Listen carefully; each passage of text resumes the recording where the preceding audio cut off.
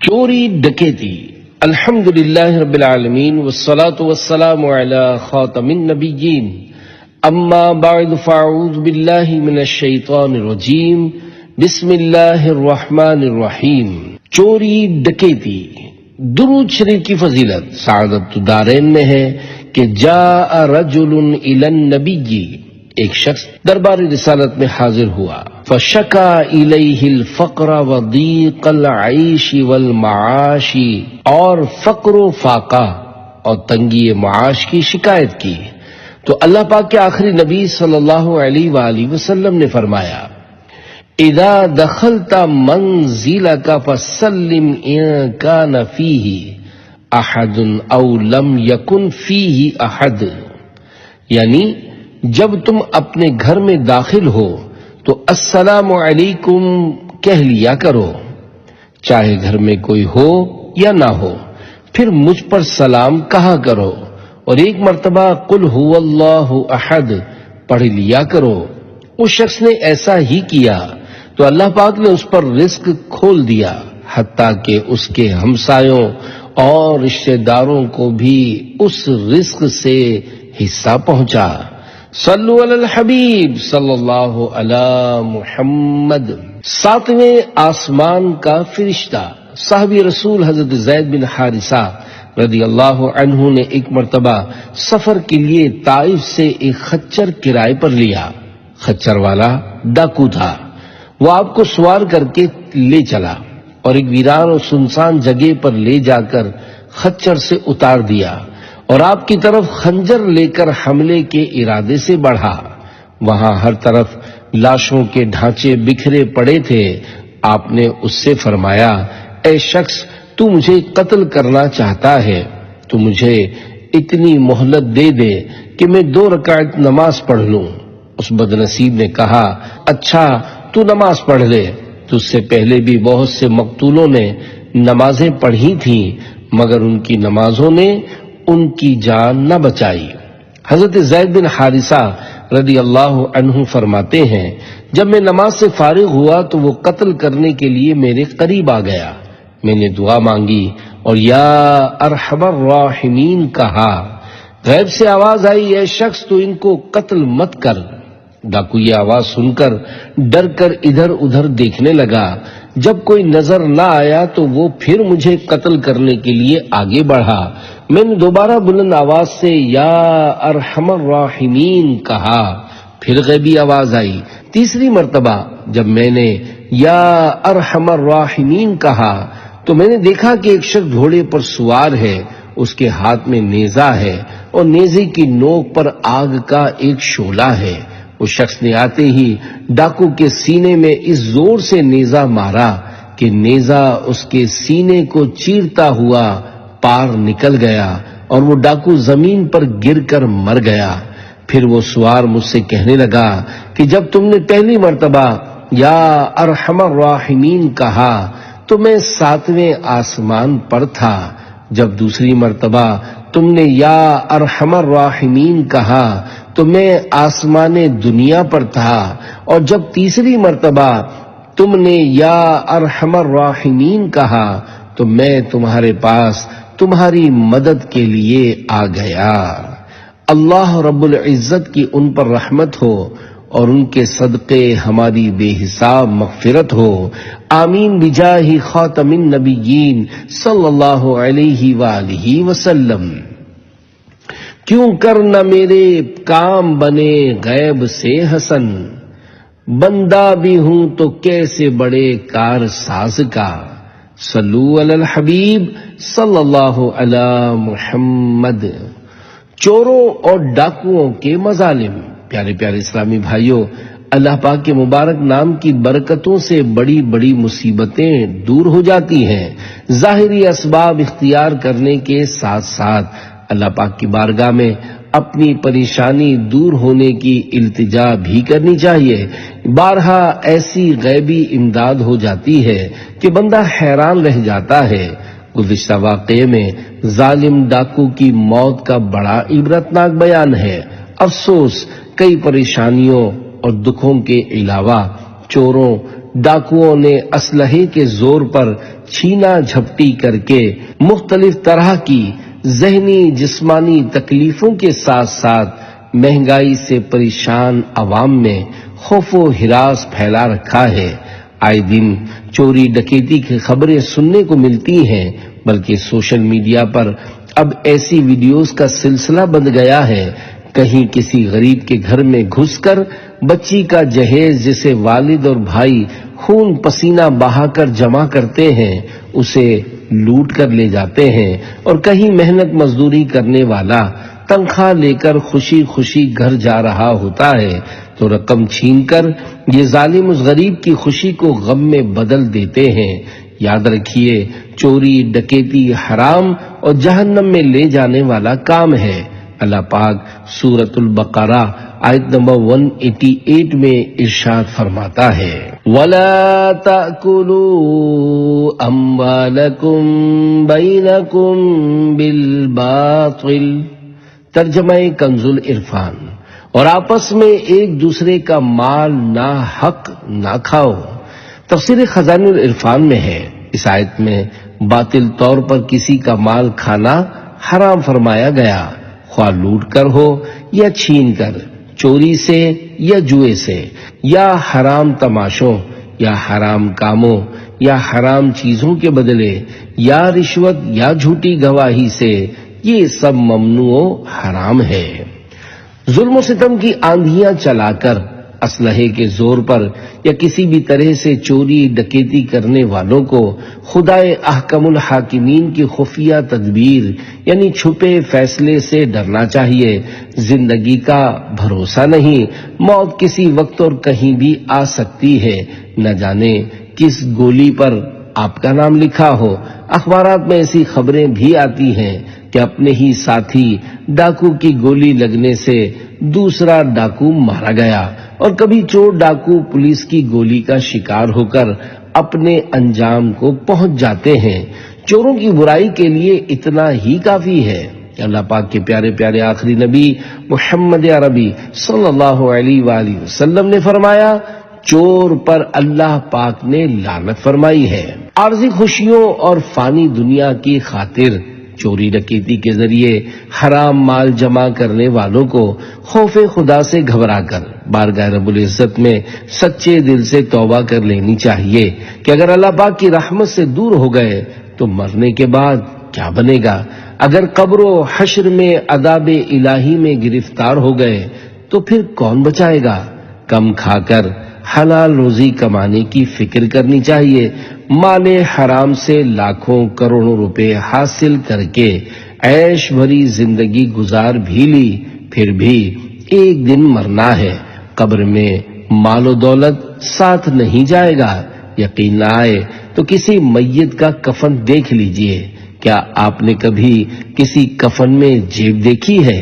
نہ جانے کس مظلوم کی بد دعا آپ کے لیے دنیا و آخرت کی بربادی و ہلاکت کا باعث بن جائے۔ چوروں، ڈاکوؤں اور اس طرح کے ظلم و ستم ڈھانے والوں کی زندگی اور موت دونوں بڑی قابل مذمت ہوتی ہے۔ چوہوں بلیوں کی طرح چھپ کر زندگی گزارتے ہیں، بلکہ کبھی پولیس یا عوام کے ہاتھوں ایسی عبرتناک موت مارے جاتے ہیں کہ روح کانپ جاتی ہے۔ ویسے بھی ان بد نصیبوں کے مرنے پر لوگوں کو غم بھی نہیں ہوتا۔ اللہ کریم تمام عاشقان رسول کی حفاظت فرمائے اور ہم سب کو ظالموں کے ظلم اور چوری ڈکیتی وغیرہ آفات و بلیجات سے محفوظ فرمائے۔ اللہ پاک ہمیں ایمان و عافیت کے ساتھ سبز سبز گنبد کے سائے میں جلوہ محبوب صلی اللہ علیہ وآلہ وسلم میں شہادت کی موت نصیب کرے اور ہمارا مدفن خیر سے جنت البقیع بنائے۔ آمین بجاہ خاتم النبیین صلی اللہ علیہ وآلہ وسلم۔ دنیا میں ہر آفت سے بچانا مولا، عقبا میں نہ کچھ رنج دکھانا مولا، بیٹھوں جو درے پاک پیمبر کے حضور، ایمان پر اس وقت اٹھانا مولا۔ صلو علی الحبیب صلی اللہ علی محمد۔ ڈاکوؤں کا انجام، بندوں پر ظلم و ستم کی آندھی چلا کر ڈرا دھمکا کر، اسلحہ دکھا کر حرام مال حاصل کرنے والوں کو اللہ پاک سے ڈرنا چاہیے، کیونکہ چوروں ڈاکوؤں کے بارے میں قرآن و احادیث میں بڑی وعیدیں بیان ہوئی ہیں، نیز دنیا و آخرت میں ان کے لیے بڑی سخت سزائیں ہیں۔ پارہ 6 سورۃ المائدہ کی آیت نمبر 33 میں ارشاد ہوتا ہے، انما جزاء الذین یحاربون اللہ ورسولہ ويسعون في الأرض فسادا أن يقتلوا أو يصلبوا أو تقطع أيديهم وأرجلهم من خلاف أو ينفوا من الأرض ذلك لهم خزي في الدنيا ولهم في الآخرة عذاب عظيم۔ ترجمہ، بے شک جو لوگ اللہ اور اس کے رسول سے لڑتے ہیں اور زمین میں فساد برپا کرنے کی کوشش کرتے ہیں، ان کی سزا یہی ہے کہ انہیں خوب قتل کیا جائے یا انہیں سولی دی جائے یا ان کے ایک طرف کے ہاتھ اور دوسری طرف کے پاؤں کاٹ دیے جائیں یا ملک کی سرزمین سے جلا وطن کر کے دور کر دیے جائیں۔ یہ ان کے لیے دنیا میں رسوائی ہے اور آخرت میں ان کے لیے بڑا عذاب ہے۔ اس آیت کریمہ میں ڈاکو کی سزا کا بیان ہے۔ چوری کسے کہتے ہیں؟ چوری یہ ہے کہ دوسرے کا مال چھپا کر ناحق لے لیا جائے۔ اسلامی سزاؤں کی حکمت، اسلام نے ہر جرم کی سزا اس کی نوعیت کے اعتبار سے مختلف رکھی ہے۔ چھوٹے جرم کی سزا ہلکی اور بڑے کی اس کی حیثیت کے مطابق سخت سزا نافذ کی ہے، تاکہ زمین میں امن قائم ہو اور لوگ بے خوف ہو کر سکون اور چین کی زندگی بسر کر سکیں۔ اس کے علاوہ اور بھی بے شمار حکمتیں ہیں۔ ڈاکہ زنی کی سزا ہی کو لے لیجئے کہ جب تک اس پر عمل رہا تو تجارتی قافلے اپنے قیمتی ساز و سامان کے ساتھ بے خوف و خطر سفر کرتے تھے، جس کی وجہ سے تجارت کو بے حد فروغ ملا اور لوگ معاشی اعتبار سے بہت مضبوط ہو گئے۔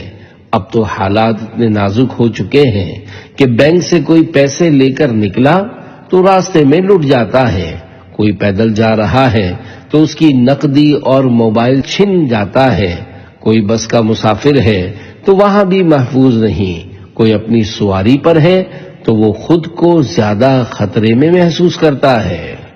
اے خاصائے خاصان رسول، وقت دعا ہے، امت پہ تیری آ کے عجب وقت پڑا ہے۔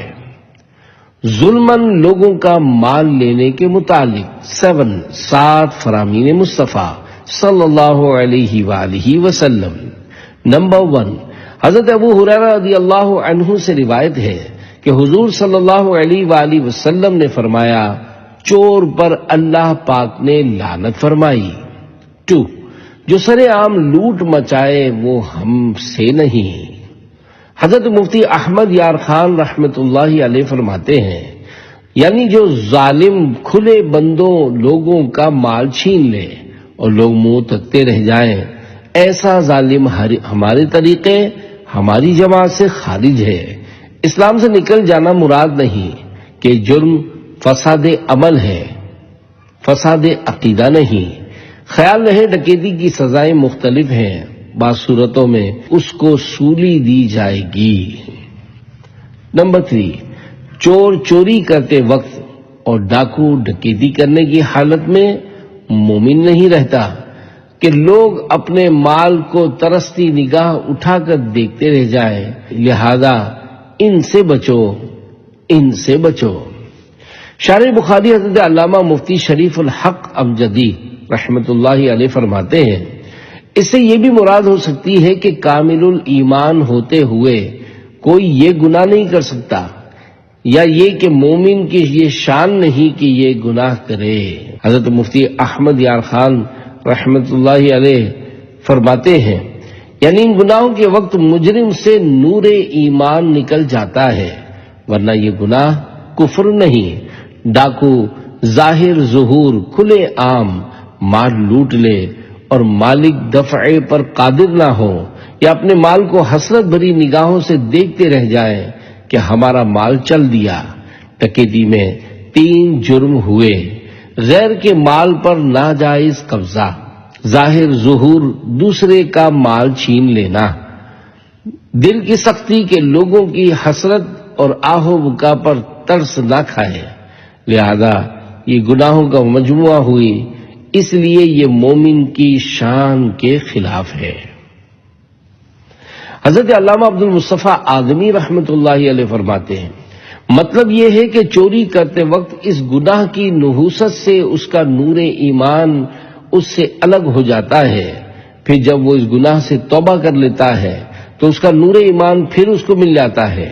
واضح رہے کہ ڈاکہ ڈالنا، لوٹ مار کرنا، کسی کی زمین یا مال و جائیداد کو غصب کر لینا، کسی کی عاریت یعنی ادھار کے طور پر کوئی سامان لے کر واپس نہ کرنا، کسی سے قرض لے کر اس کو ادا نہ کرنا، کسی کی امانت میں خیانت کرنا وغیرہ، یہ سب چوری کی طرح گناہ کبیرہ ہیں، اور یہ سب قہر قہار و غضب جبار میں گرفتار ہونے کا سبب اور عذاب نار کا باعث ہے۔ چوری کی راہ میں چھپے ہیں اندھیرے ہزار، ایمان کا نور چمکتا ہے راستے کے پار۔ نمبر 4، تمام مسلمانوں کی پیاری امی جان حضرت بی بی عائشہ صدیقہ رضی اللہ عنہا فرماتی ہیں، قبیلہ قریش کی ایک عورت نے چوری کی تو اس کے خاندان والوں نے حضرت اسامہ بن زید رضی اللہ عنہ کو نبی اکرم صلی اللہ علیہ وآلہ وسلم کی بارگاہ میں سفارش کرنے کے لیے کہا۔ حضرت اسامہ بن زید رضی اللہ عنہ نے سفارش کی تو نبی پاک صلی اللہ علیہ وآلہ وسلم نے ارشاد فرمایا، کیا تم اللہ پاک کی حدود میں سے ایک حد کے بارے میں سفارش کرتے ہو؟ پھر کھڑے ہوئے اور خطبہ ارشاد فرمایا، پھر فرمایا، تم سے پہلے لوگوں کو اس بات نے ہلاک کیا کہ جب ان میں سے کوئی معزز شخص چوری کرتا تو اسے چھوڑ دیتے، اور جب کوئی کمزور چوری کرتا تو اس پر حد قائم کر دیتے۔ اللہ کی قسم، اگر فاطمہ بنت محمد بھی چوری کر لیتی تو میں اس کا بھی ہاتھ کاٹ دیتا۔ شرح حدیث، مجرم پر رحم یہ ہی ہے کہ اسے پوری سزا دے دی جائے، کسی کی کسی طرح رعایت نہ کی جائے کہ اس سے ملک میں امان قائم رہتا ہے، اور یہ سزائیں حق اللہ ہیں، کسی کے معاف کرنے سے معاف نہیں ہوتی۔ سیدہ کا نام لے کر یہ بتانا منظور ہے کہ شرعی سزا میں کسی بڑے سے بڑے درجے والے کی بھی رعایت نہیں۔ رب تعالیٰ فرماتا ہے، وَلَا تَأْخُذُكُمْ بِهِمَا رَأْفَةٌ فِي دِينِ اللَّهِ۔ ترجمہ، اور تمہیں اللہ کے دین میں ان پر کوئی ترس نہ آئے۔ 5، میں نے جہنم میں ایک شخص کو دیکھا جو اپنی ٹیڑھی لاٹھی کے ذریعے حاجیوں کی چیزیں چراتا۔ جب لوگ اسے چوری کرتا دیکھ لیتے تو کہتا، میں چور نہیں ہوں، یہ سامان میری ٹیڑھی لاٹھی میں اٹک گیا تھا۔ وہ آگ میں اپنی ٹیڑھی لاٹھی پر ٹیک لگائے یہ کہہ رہا تھا، میں ٹیڑھی لاٹھی والا چور ہوں۔ شرح حدیث، مہجن یعنی لاٹھی، حدیث پاک میں مہجن آیا ہے، اس کی معنی ہے ایسی لاٹھی جس کے کنارے پر لوہا لگا ہوا ہو اور وہ ہاکی کی طرح مڑی ہوئی ہو۔ شرح حدیث، مہجن یعنی لاٹھی والے کا نام عمرو ابن لوحی ہے۔ جب وہ چلتا پھرتا ہے تو آنتیں گھسٹتی ہیں۔ رب کی پناہ، غرض یہ فیشنیبل سیاسی چور تھا کہ حجاج کے کپڑے دن دہاڑے اس طرح چوری کرتا تھا کہ پکڑا بھی نہ جائے اور چوری بھی کرے۔ مالک نے دیکھ لیا تو کہہ دیا، ارے مجھے خبر نہ ہوئی کہ میرے مہجن یعنی لاٹھی سے تیرا کپڑا لگ گیا ہے، نہ دیکھا تو مال اپنا کر لیا۔ صلو علی الحبیب صلی اللہ علی محمد، توبوا الی اللہ استغفر اللہ، صلو علی الحبیب صلی اللہ علی محمد۔ 6، ظلم قیامت کے دن اندھیریوں کی صورت میں ہوگا۔ شارح بخاری حضرت علامہ مفتی شریف الحق امجدی رحمت اللہ علیہ فرماتے ہیں، ظالم ظلم کرنے کی وجہ سے اکٹھے کئی گناہوں کا ارتکاب کرتا ہے۔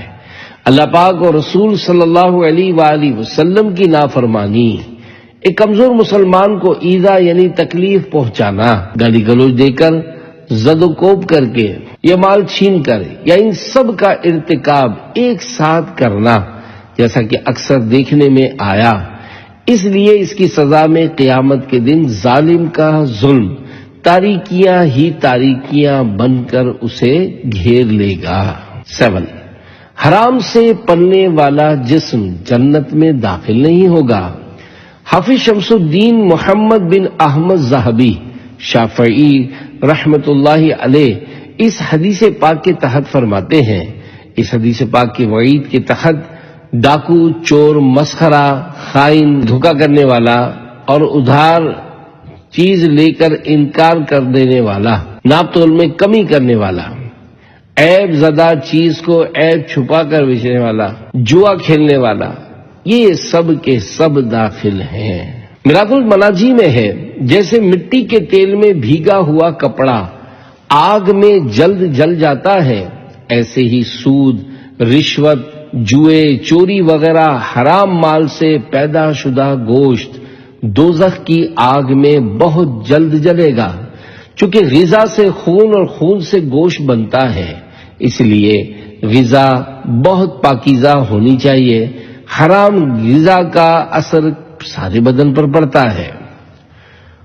پورے قافلے کو اکیلے لوٹنے والا ڈاکو، بہت بڑے ولی اللہ حضرت فضیل بن عیاض رحمت اللہ علیہ توبہ سے قبل اتنے بڑے اور خطرناک ڈاکو تھے کہ پورے کے پورے قافلے کو اکیلے ہی لوٹ لیتے۔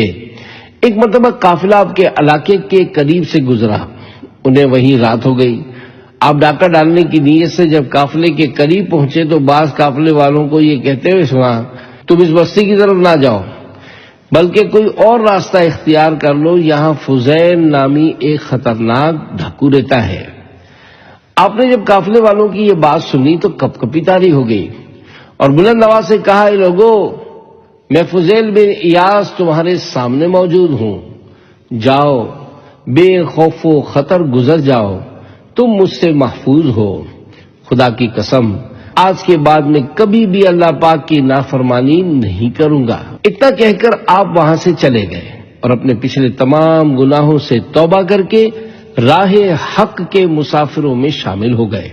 ایک قول یہ ہے کہ آپ رحمت اللہ علیہ نے اس رات قافلے والوں کی دعوت کی اور فرمایا، تم فضیل بن عیاض سے اپنے آپ کو محفوظ سمجھو۔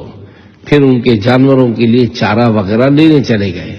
جب واپس آئے تو کسی کو پارہ 27 سورۃ الحدید کی آیت نمبر 16 کی تلاوت کرتے ہوئے سنا، أَلَمْ يَأْنِ لِلَّذِينَ آمَنُوا أَن تَخْشَعَ قُلُوبُهُمْ لِذِكْرِ اللَّهِ۔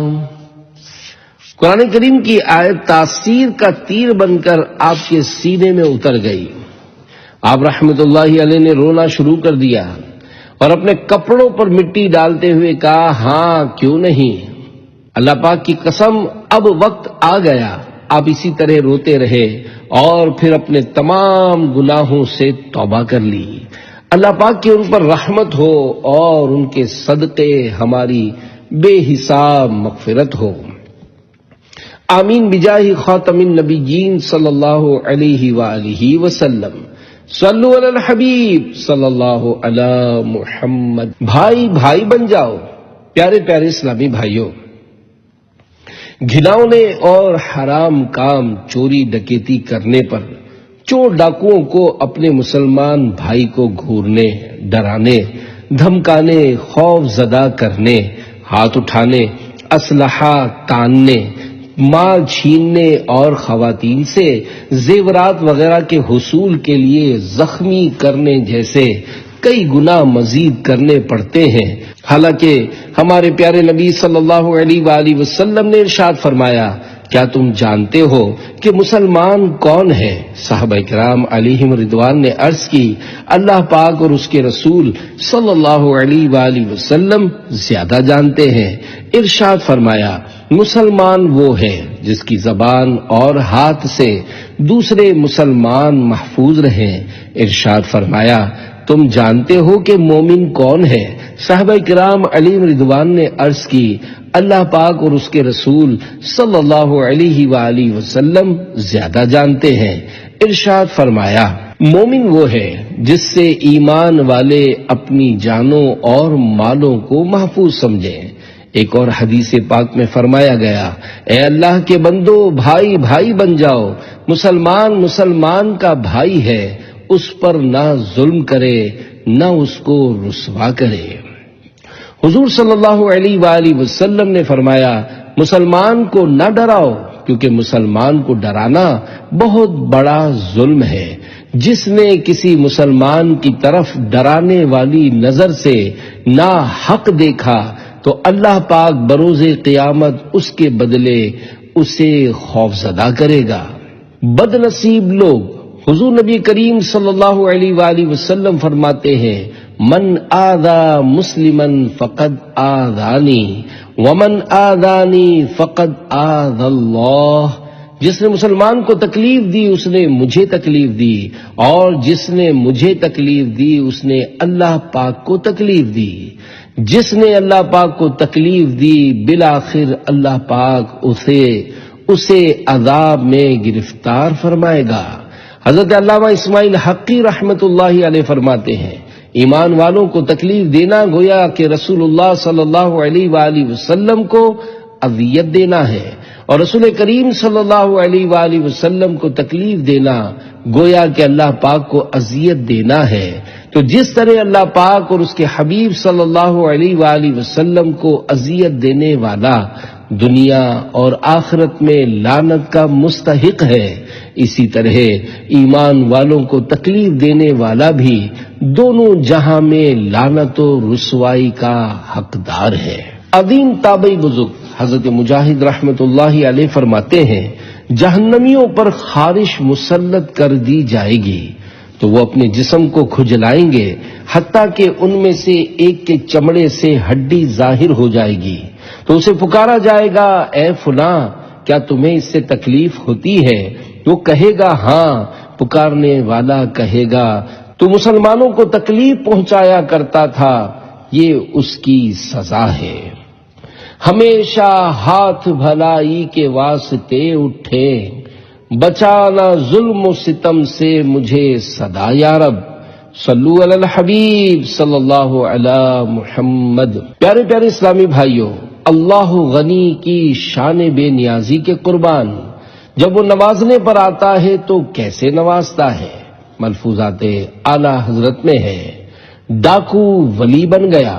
امام اہل سنت اعلی حضرت رحمت اللہ علیہ نے فرمایا، اللہ پاک کو ہدایت فرماتے دیر نہیں لگتی۔ حضرت ابو بکر بن حوار رحمت اللہ علیہ پہلے رہزن یعنی ڈاکو تھے، قافلے کے قافلے تنہا لوٹا کرتے تھے۔ ایک بار ایک قافلہ ٹھہرا، آپ وہاں تشریف لے گئے، ایک خیمے کی طرف گئے، اس خیمے میں عورت اپنے شوہر سے کہہ رہی تھی، شام قریب ہے اور اس جنگل میں ابو بکر بن حوار کا دخل ہے، ایسا نہ ہو کہ وہ آ جائیں۔ بس یہ کہنا ان کا ہادی یعنی ہدایت کا سبب ہو گیا۔ خود سے فرمایا، ابو بکر تیری حالت یہ ہو گئی کہ خیموں میں عورتیں تک تجھ سے خوف کرتی ہیں اور تو خدا سے نہیں ڈرتا۔ اسی وقت توبہ کی اور گھر لوٹ آئے۔ رات سوئے تو خواب میں زیارت اقدس صلی اللہ علیہ وآلہ وسلم سے مشرف ہوئے۔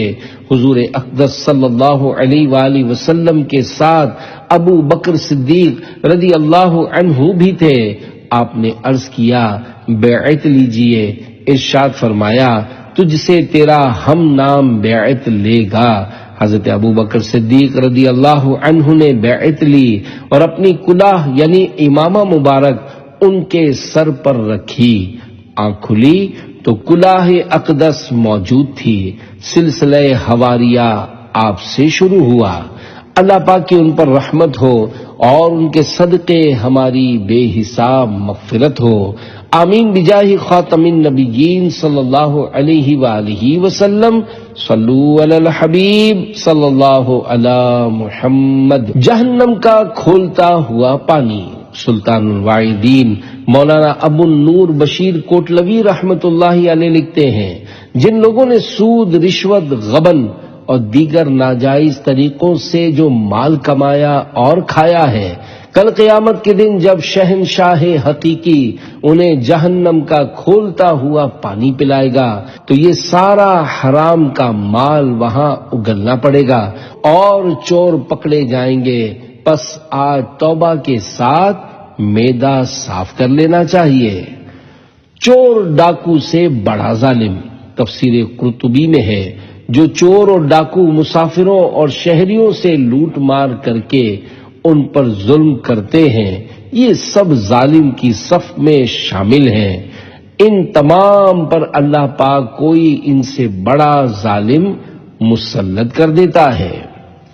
قتل ناحق کا گناہ۔ پیارے پیارے اسلامی بھائیوں، بعض درندہ صفت چور، ڈاکو اپنے لیے جہنم کی آگ مزید بڑھانے کے لیے قتل و غارت گری سے بھی باز نہیں آتے، اور یوں مال و دولت کے ساتھ ساتھ بسا اوقات کسی گھر کے واحد کفیل یعنی کفالت کرنے والے کو شہید کر کے کسی خاتون کو بیوہ اور بچوں کو یتیم کر دیتے ہیں۔ بسا اوقات چور ڈاکو پکڑے جانے کے خوف سے یا سامنے سے ہونے والی مزاحمت کے نتیجے میں فائر کر کے سامنے والے کو زخمی یا شہید کر کے بھاگ جاتے ہیں۔ وہ سمجھتے ہیں کہ ہم گویا پکڑے جانے سے بچ گئے، لیکن یاد رکھیں، اگر وہ دنیا میں پولیس یا قانون سے بچ بھی گئے تو اس حرام کام سے توبہ اور توبہ کے تقاضے پورے نہ کرنے کے سبب قیامت کے دن ایسی جگہ قید ہوں گے جہاں سے انہیں کوئی چھڑا نہیں سکے گا۔ دنیا میں بسا اوقات رشوت یا اثر و رسوخ کے سبب جیل سے بھی باہر آ جاتے ہیں، لیکن قیامت کے دن کے عذاب سے بچ نہیں پائیں گے۔ کسی مسلمان کو ناحق قتل کرنا بہت بڑا گناہ ہے۔ قرآن و حدیث میں اس گناہ کا بہت سخت عذاب بیان کیا گیا ہے۔ چنانچہ پارہ 5 سورۃ النساء آیت نمبر 93 میں ارشاد ہوتا ہے، وَمَن يَقْتُلْ مُؤْمِنًا مُتَعَمِّدًا فَجَزَاؤُهُ جَهَنَّمُ خَالِدًا فِيهَا وَغَضِبَ اللَّهُ عَلَيْهِ وَلَعَنَهُ وَأَعَدَّ لَهُ عَذَابًا عَظِيمًا۔ ترجمہ، اور جو کسی مسلمان کو جان بوجھ کر قتل کر دے تو اس کا بدلہ جہنم ہے، عرصہ دراز تک اس میں رہے گا، اور اللہ نے اس پر غضب کیا اور اس پر لعنت کی اور اس کے لیے بڑا عذاب تیار کر رکھا ہے۔ قتل ناحق کا عذاب۔ پیارے پیارے اسلامی بھائیوں، قتل مسلم معمولی بات نہیں ہے۔ آج کل چھوٹی چھوٹی باتوں پر جان سے مار دینا، گنڈا گردی، دہشت گردی، ڈکیتی، خاندانی لڑائی، تعصب والی لڑائیاں عام ہیں۔ مسلمانوں کا خون پانی کی طرح بہایا جاتا ہے، مرنے کے بعد قتل کرنے کا عذاب سہا نہیں جا سکے گا۔ نبی کریم صلی اللہ علیہ وآلہ وسلم نے ارشاد فرمایا، اگر زمین و آسمان والے کسی مسلمان کے قتل پر جمع ہو جائیں تو اللہ پاک سب کو اوندھے منہ جہنم میں ڈال دے گا۔ ایک اور حدیث پاک میں ہے، ایک مومن کا قتل کیا جانا اللہ پاک کے نزدیک دنیا کے تباہ ہو جانے سے زیادہ بڑا ہے۔ کر لے توبہ، رب کی رحمت ہے بڑی، قبر میں ورنہ سزا ہوگی کڑی۔ صلو علی الحبیب صلی اللہ علی محمد۔ محشر میں ذلت و رسوائی۔ امام شرف الدین حسین بن محمد طیبی رحمت اللہ علیہ فرماتے ہیں، جس نے دنیا میں زکوٰۃ یا کسی اور مال سے چوری کی تو قیامت کے دن وہ اس طرح آئے گا کہ چوری کے مال کو اٹھائے ہوئے ہوگا۔ اگر وہ مال کوئی جانور ہوا تو وہ جانور بلند آواز سے چیختا ہوگا اور اسے تمام محشر والے پہچان لیں گے کہ یہ چور ہے، تاکہ اس کی خوب ذلت و رسوائی ہو۔ شہادت کا درجہ۔ پیارے پیارے اسلامی بھائیوں، اگر کسی شخص کا مال چوری ہو جائے اور وہ اس پر صبر کرے تو اس کو صدقے کا ثواب ملے گا، اور جو شخص اپنا مال بچانے، اپنی جان یا اپنے گھر والوں کی جان بچانے میں مارا جائے وہ شہید ہے، جیسا کہ رسول اللہ صلی اللہ علیہ وآلہ وسلم فرماتے ہیں، جو اپنا مال بچانے میں مارا جائے وہ شہید، جو اپنی جان بچانے میں مارا جائے وہ شہید، جو اپنا دین بچانے میں مارا جائے تو وہ شہید، اور جو اپنے گھر والوں کو بچانے میں مارا جائے وہ شہید ہے۔ خوبصورت سوچ۔ حضرت احمد بن حرب رحمت اللہ علیہ کے پڑوس میں ایک شخص کے ہاں چوری ہو گئی۔ آپ اپنے دوستوں کے ساتھ اس کی غم خواری کو تشریف لے گئے۔ پڑوسی نے بڑی خندہ پیشانی سے ان کا استقبال کیا۔ حضرت احمد بن حرب رحمت اللہ علیہ نے فرمایا، ہم تمہاری چوری ہونے کا افسوس کرنے آئے ہیں۔ پڑوسی بولا، میں تو اللہ پاک کا شکر ادا کر رہا ہوں اور مجھ پر اس کے 3 شکر واجب ہو گئے ہیں۔ ایک یہ کہ دوسروں نے میرا مال چرایا ہے، میں نے نہیں۔ دوسرا یہ کہ ابھی آدھا مال میرے پاس موجود ہے۔ تیسرا یہ کہ میری دنیا کو نقصان پہنچا ہے اور دین میرے پاس ہے۔ اللہ پاک کی ان پر رحمت ہو اور ان کے صدقے ہماری بے حساب مغفرت ہو۔ آمین بجاہ خاتم النبیین صلی اللہ علیہ وآلہ وسلم۔ آہ دولت کی حفاظت میں تو سب ہیں کوشاں، حفظ ایمان کا تصور ہی مٹا جاتا ہے۔ سبحان اللہ۔ اللہ والوں کی بھی کتنی پیاری سوچ ہوتی ہے کہ مال گیا، ایمان تو نہیں گیا، کچھ مال گیا ہے، سب تو نہیں گیا۔ اللہ پاک کے نیک بندے زبان پر شکوہ شکایت نہیں لاتے، ہر حال میں اللہ پاک کی رضا پر صبر کرتے اور اجر پاتے ہیں۔ ایمان انمول دولت ہے، یہ سلامت ہے تو کچھ غم نہیں ہونا چاہیے۔ ہمیں بھی چاہیے کہ اپنے ایمان کی حفاظت کی فکر کرتے رہا کریں۔ یا خدا جسم میں جب تک کہ میری جان رہے، تجھ پہ صدقے تیرے محبوب پہ قربان رہے۔ کچھ رہے یا نہ رہے پر یہ دعا ہے کہ امیر، نزا کے وقت سلامت میرا ایمان رہے۔ چور کو دعا۔ ایک مرتبہ حضرت ربیع بن خثیم رحمت اللہ علیہ کا گھوڑا چوری ہو گیا۔ ساتھ والوں نے عرض کی، حضور چور کے لیے بد دعا کیجیے۔ آپ نے فرمایا، نہیں، بلکہ میں تو اس کے لیے دعا ہی کروں گا۔ پھر یوں دعا فرمائی، اے اللہ پاک، اگر چور مالدار ہے تو اس کے دل کو قناعت کی توفیق عطا فرما، اور اگر فقیر ہے تو اسے غنی کر دے۔ پیارے پیارے اسلامی بھائیوں، اگر خدا نہ خواستہ چوری یا ڈکیتی کی واردات ہو جائے تو ہر ایک کو بتانے کے بجائے اپنی مصیبت چھپا کر صبر کر کے اجر کمائیں۔ لوگوں کو بتانے سے کسی نے کھوئی ہوئی چیز واپس لا کر تو دینی نہیں، نتیجتاً شکوہ و شکایت ہو جانے کی صورت میں ملنے والے اجر سے محرومی ہو سکتی ہے۔ ظلم پر صبر کی فضیلت۔ فرمان آخری نبی صلی اللہ علیہ وآلہ وسلم، اللہ پاک جب مخلوق کو جمع فرمائے گا تو ایک اعلان کرنے والا اعلان کرے گا، فضل والے کہاں ہیں؟ تو کچھ لوگ کھڑے ہوں گے اور ان کی تعداد بہت کم ہوگی۔ جب یہ جلدی سے جنت کی طرف بڑھیں گے تو فرشتے ان سے ملاقات کریں گے اور کہیں گے، ہم دیکھ رہے ہیں کہ تم تیزی سے جنت کی طرف جا رہے ہو، تم کون ہو؟ وہ جواب دیں گے، ہم فضل والے ہیں۔ فرشتے کہیں گے، تمہارا فضل کیا ہے؟ وہ جواب دیں گے، جب ہم پر ظلم کیا جاتا تھا تو ہم صبر کرتے تھے، اور جب ہم سے برائی کا برتاؤ کیا جاتا تھا تو ہم اسے برداشت کرتے تھے۔ پھر ان سے کہا جائے گا کہ جنت میں داخل ہو جاؤ، کہ اچھے عمل والوں کا ثواب کتنا اچھا ہے۔ اللہ پاک کے آخری نبی صلی اللہ علیہ وآلہ وسلم نے ارشاد فرمایا، مظلوم جب ظلم پر صبر کرتا ہے تو اللہ پاک اس کی عزت بڑھا دیتا ہے صبر تو خزانہ فردوس بھائیو، عاشق کے لب پہ شکوہ کبھی بھی نہ آ سکے۔ ڈاکو کی توبہ۔ پیارے پیارے اسلامی بھائیو، الحمدللہ عاشقان رسول کی دینی تحریک دعوت اسلامی کے دینی ماحول کی برکت سے بڑے بڑے چور ڈاکوؤں کے راہ راست پر آنے کے واقعات ہیں۔ دعوت اسلامی کی ایک مجلس رابطہ بالعلماء بھی ہے۔ اس مجلس کے اسلامی بھائی مشہور دینی درس کا جامعہ راشدیہ پیر جو گوٹ باب الاسلام سندھ تشریف لے گئے۔ بات نکلی تو وہاں کے شیخ الحدیث صاحب کو جس طرح فرمانے لگے، جیل خانوں کے دینی کام کی کارکردگی میں خود آپ کو سناتا ہوں۔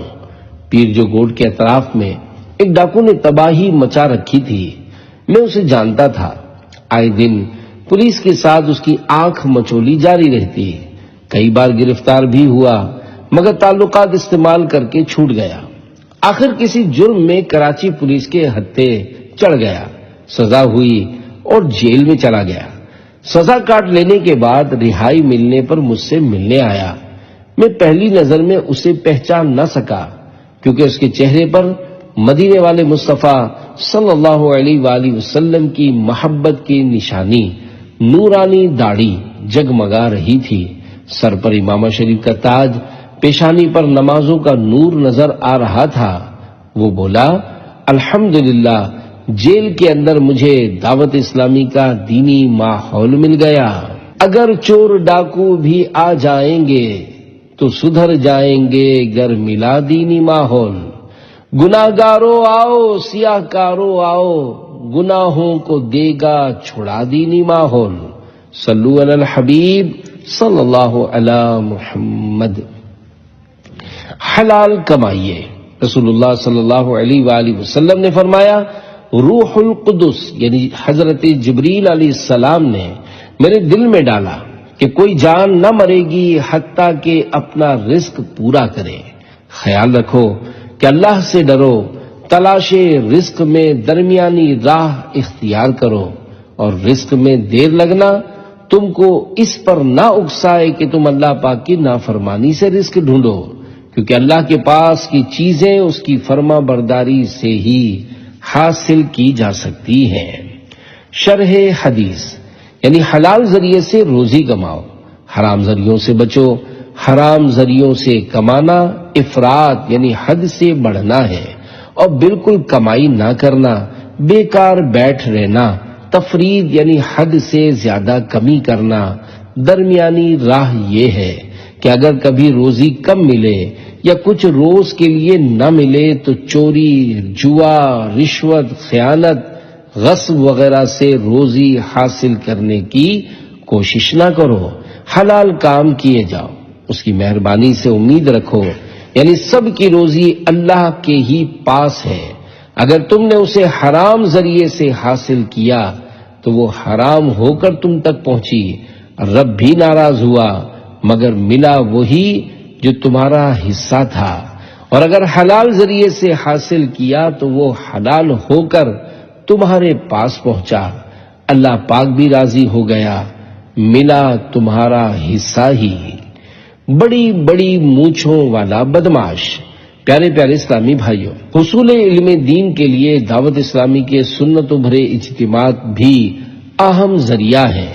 آپ بھی اپنے شہر میں ہونے والے ہفتہ وار سنتوں بھرے اجتماعات میں شرکت کیجیے۔ ان اجتماعات کی برکت سے کیسے کیسے بگڑے ہوئے لوگوں کی زندگی میں مدنی انقلاب برپا ہو گیا، اس کی ایک جھلک اس مدنی بہار میں سنیے۔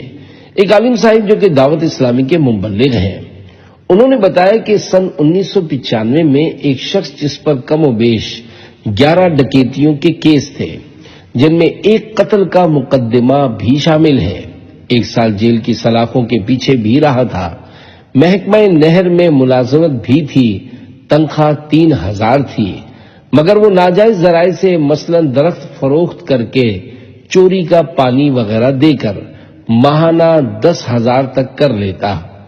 اس نے بڑی بڑی مونچھیں رکھی تھیں، دیکھنے والے کو اس سے وحشت ہوتی تھی۔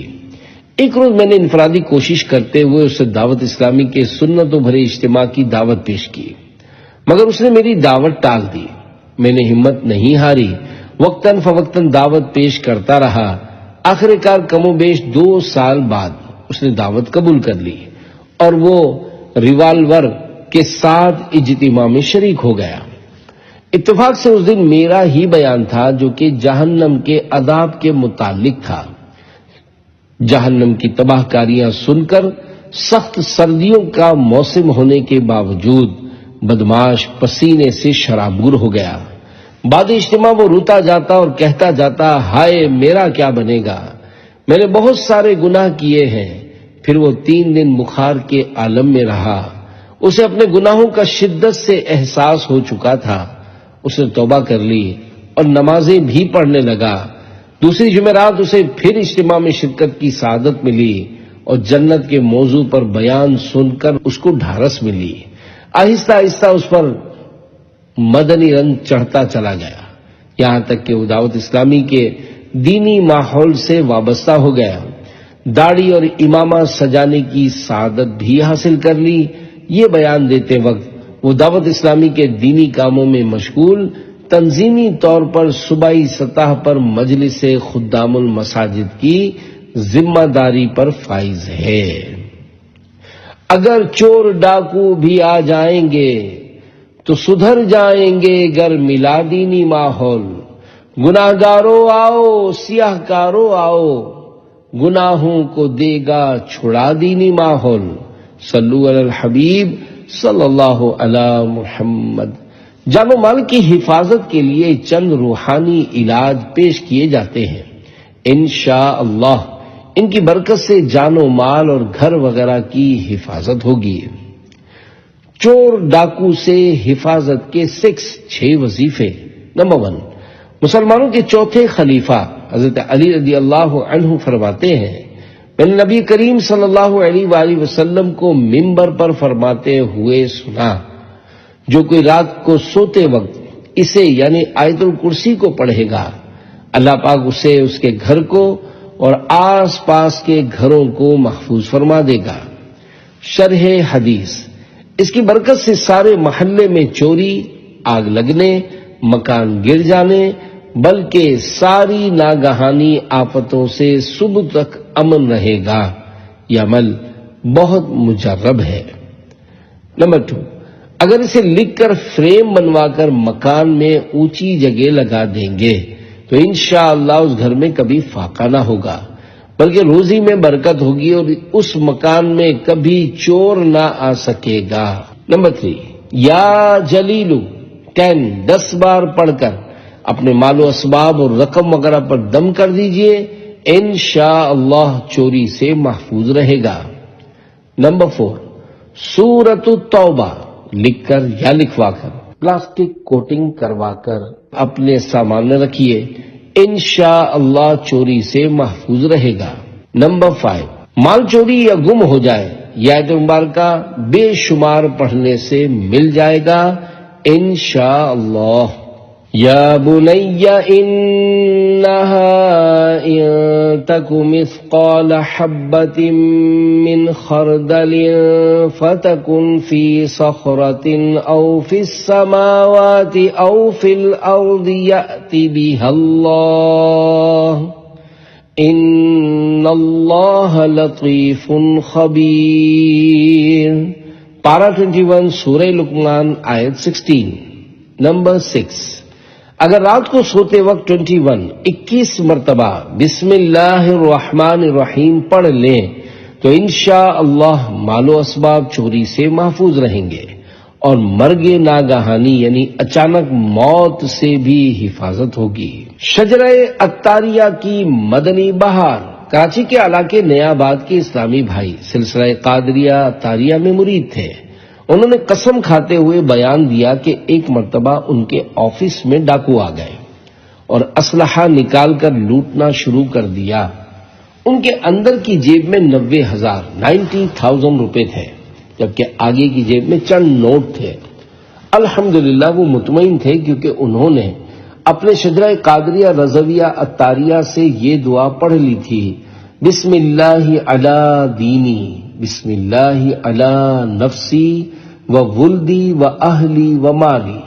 اس دعا کی فضیلت یہ ہے کہ جو کوئی صبح و شام 3 بار پڑھ لے اس کا دین، ایمان، جان، مال اور بچے سب محفوظ رہتے ہیں۔ اتنے میں ایک ڈاکو ان کے قریب آیا اور ان کی جیب سے 50 روپے نکال لیے، وہ سوچنے لگے 90,000 ہوں یا 50 روپے، اس دعا کی برکت سے تو سب کی حفاظت ہونی چاہیے۔ ابھی وہ سوچ ہی رہے تھے کہ ڈاکو لاکھوں روپے لوٹ کر جانے لگے، تو وہی ڈاکو جس نے ان کی جیب سے 50 روپے نکالے تھے ان کے قریب آیا اور یہ کہتے ہوئے کہ مولانا کیا یاد کرو گے، 50 روپے واپس جیب میں ڈال دیے۔ اے نگہبان میرے، تجھ پہ صلات اور سلام، دو جہاں میں تیرے بندے ہیں سلامت محفوظ۔ صلو علی الحبیب صلی اللہ علی محمد۔